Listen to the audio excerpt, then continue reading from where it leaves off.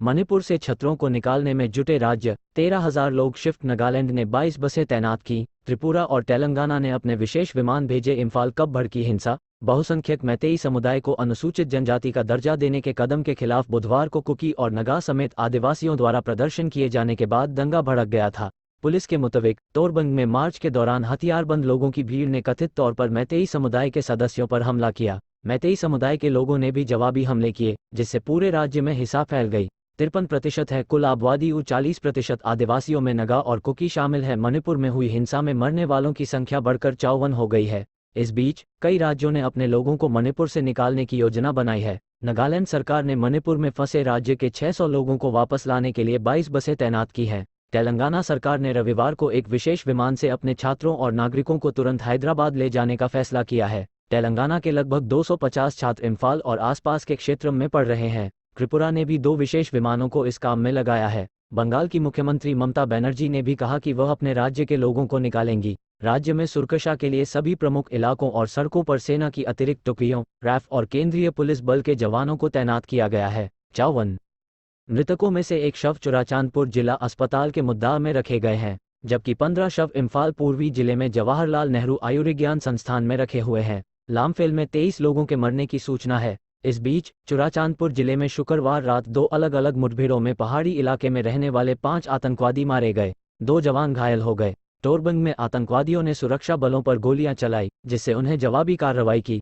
एक रक्षा प्रवक्ता ने कहा कि कुल 13,000 लोगों को बचाया गया और सुरक्षित आश्रयों में भेजा गया है। कुछ को सेना के शिविरों में भेज दिया गया है। सेना ने चुराचांदपुर, मोरे, काकचिंग और कांगपोकपी जिलों को अपने नियंत्रण में ले लिया है। केंद्र ने शांति बनाए रखने के लिए अतिरिक्त सुरक्षा बल और दंगारोधी वाहनों को भेजा है। लगभग 1,000 और केंद्रीय अर्धसैनिक बल दंगारोधी वाहनों के साथ मणिपुर पहुंचे। शनिवार को मणिपुर में बाजार और दुकानें खुली। सड़कों पर सेना अभी भी तैनात है। जवान लोगों की मदद कर रहे हैं, शांति बहाली के कदम उठा रहे हैं।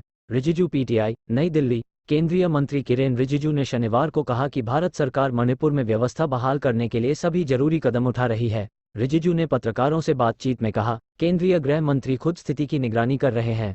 2 समुदायों के बीच सांप्रदायिक हिंसा एक बहुत ही दुर्भाग्यपूर्ण घटना है।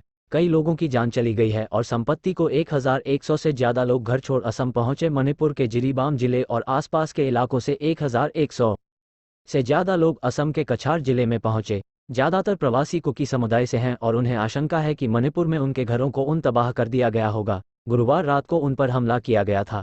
कछार के डिप्टी कमिश्नर रोहन कुमार झा ने कहा कि लोगों को सभी जरूरी सुविधाएं मुहैया कराई जा रही हैं। कुछ लोग जिरी नदी को पार कर और कुछ अन्य सड़क मार्ग से कछार आए हैं।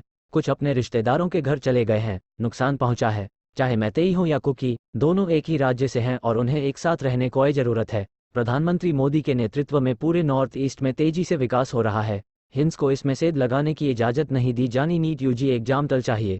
इस तरह की घटनाएं लोगों के भविष्य को प्रभावित करती हैं और युवाओं महिलाओं को सबसे ज्यादा नुकसान पहुंचाती हैं। प्रगति तभी होगी जब शांति हो। रात में घर जलाए, नदी पार करके भागे। जिरीबाम के निवासी 43 वर्षीय एल मुआंगपू ने कहा, गुरुवार की रात लगभग 10 बजे हमने अपने इलाके में चीख पुकार सुनी। लोग पथराव कर रहे थे, कह रहे थे कि वहसी खोंगसाई ने कहा कि गुरुवार को मैतेई और कुकी दोनों समुदायों ने एक दूसरे की रक्षा करने का आश्वासन दिया। हालांकि रात में हमें एहसास हुआ कि यह एक झूठा समझौता था।